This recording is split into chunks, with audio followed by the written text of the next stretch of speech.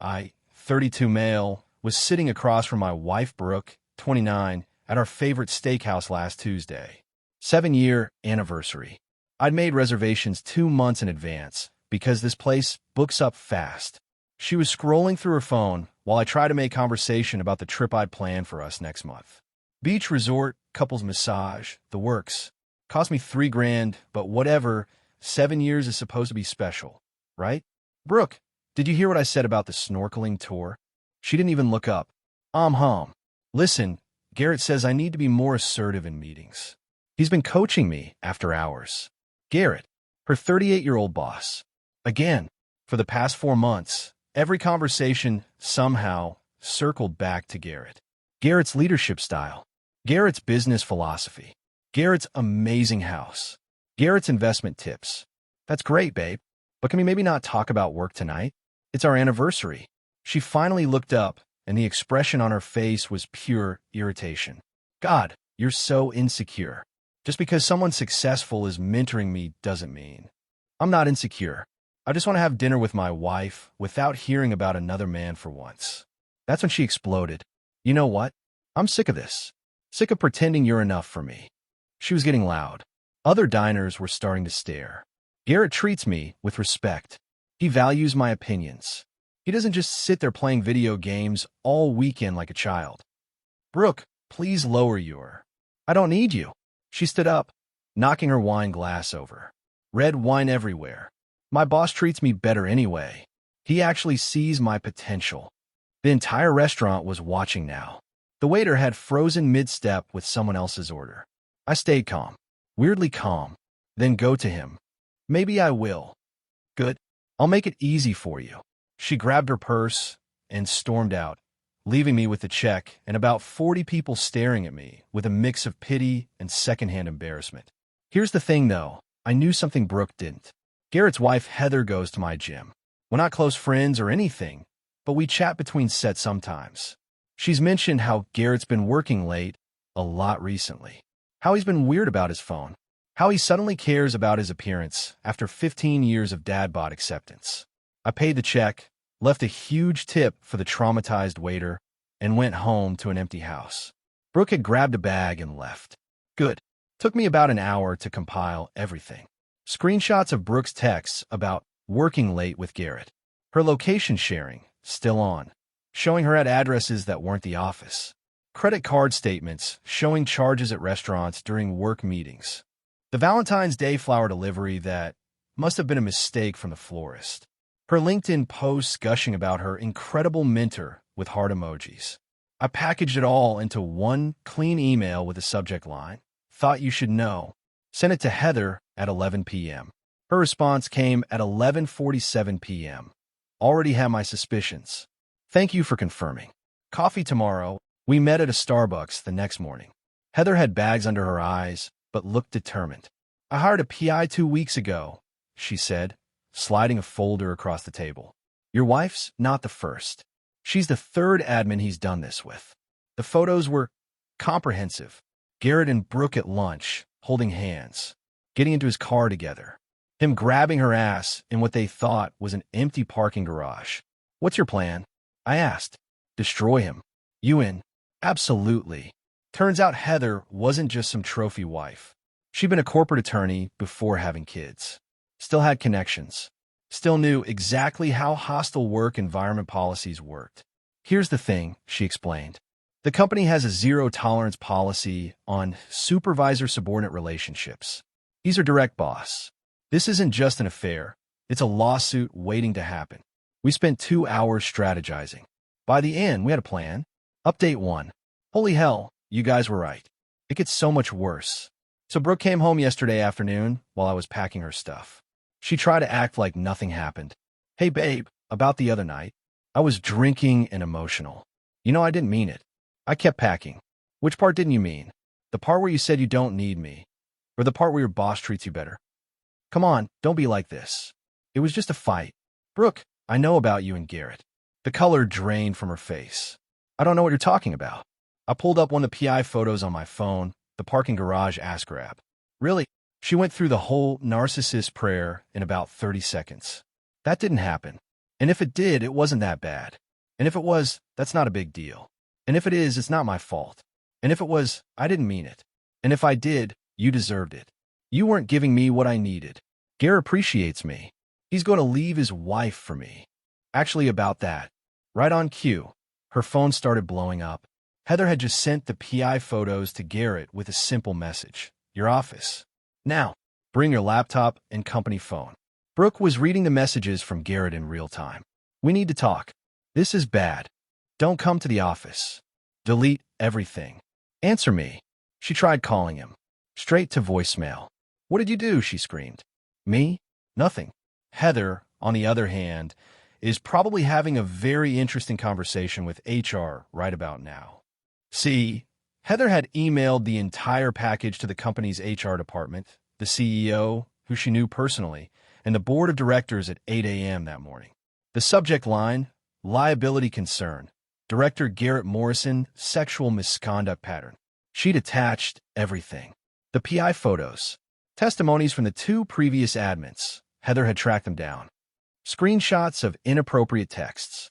Security footage from the office, showing them going into his office and not coming out for hours. A legal opinion from her former law partner about the company's exposure to lawsuits. Brooke's phone rang. HR. Miss Davidson? We need you to come in immediately. Please bring your company laptop and badge. She was shaking. This is your fault. You vindictive asshole. No, this is consequences. You might want to call a lawyer. She threw a vase at me, missed, and stormed out. Update 2. The entitlement is unreal. So both Brooke and Garrett got fired. Not suspended. Not transferred. Fired. The company apparently had a forensic IT team go through their computers and found some interesting stuff. Thousands of non-work-related messages during work hours.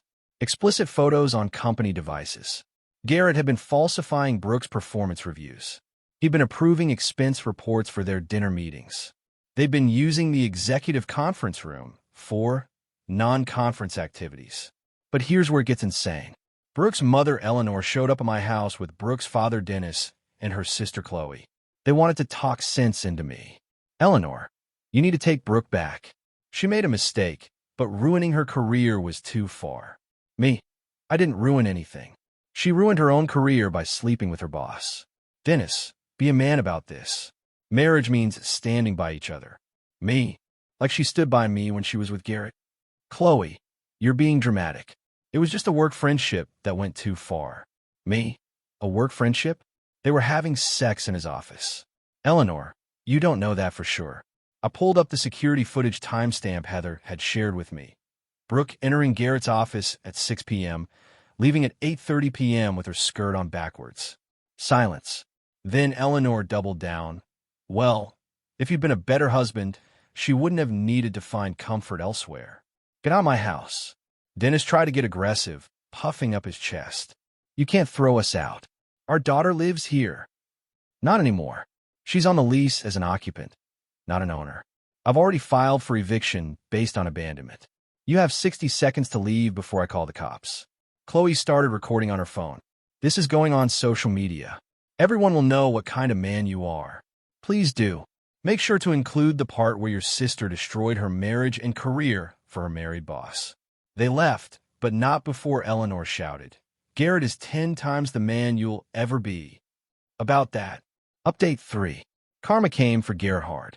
So remember how I mentioned Heather was a corporate attorney? Yeah, she didn't just divorce him. She destroyed him. Turns out, when they got married, Garrett insisted on a prenup to protect his assets. Heather agreed, but had her own terms added. One of those terms?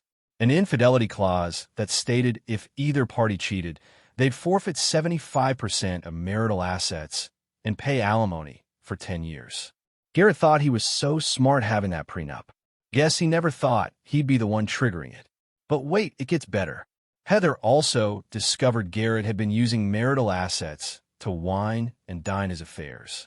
Expensive dinners, jewelry, hotel rooms, all on their joint credit cards that he thought she didn't check.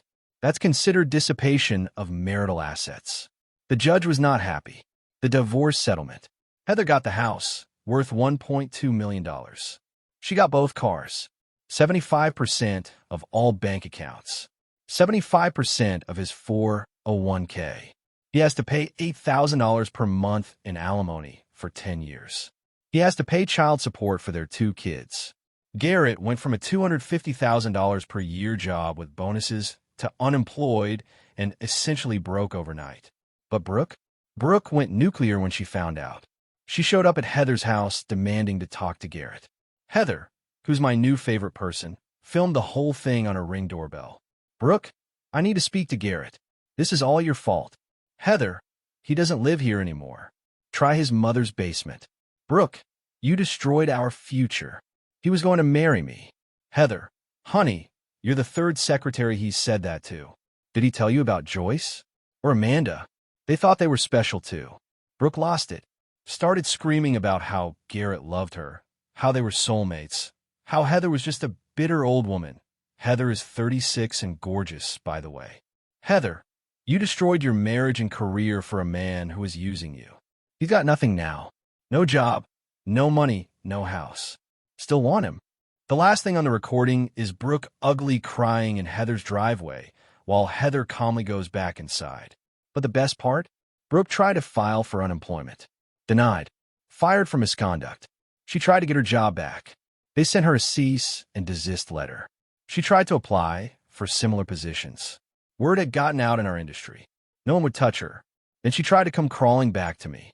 Showed up last night with flowers, gas station roses, $12.99 sticker still on them, and wearing the dress from our first date that hasn't fit her in 3 years. Baby, I'm so sorry. I was confused. Garrett manipulated me. He made me believe things that weren't true. You're the only man I've ever really loved. Brooke, you screamed that you didn't need me in front of 40 strangers. I was drunk and emotional.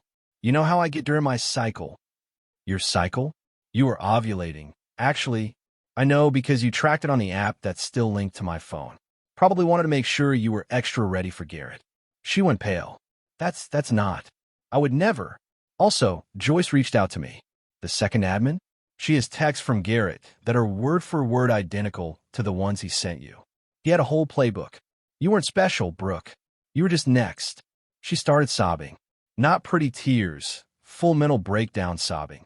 Snot everywhere. Neighbors came out to see what was happening. Please, I have nothing. I'm living with my parents. They're making me pay rent. I have to share a bathroom with Qley. She uses my expensive shampoo. Sounds like a you problem. I'll do anything. Therapy. Church. I'll sign a post-nup. I'll delete social media. Anything. Brooke, you made your choice. You chose Garrett. How's that working out? She got angry then. The real Brooke came out. You're pathetic. A real man would fight for his woman. Garrett would have fought for me. Garrett's fighting to get his mom to extend his curfew so he can do Uber Eats past 10 p.m. This isn't over. You'll regret this. When I'm successful again and you come crawling back. Security camera is recording all of this, Brooke. You might want to leave before I need a restraining order.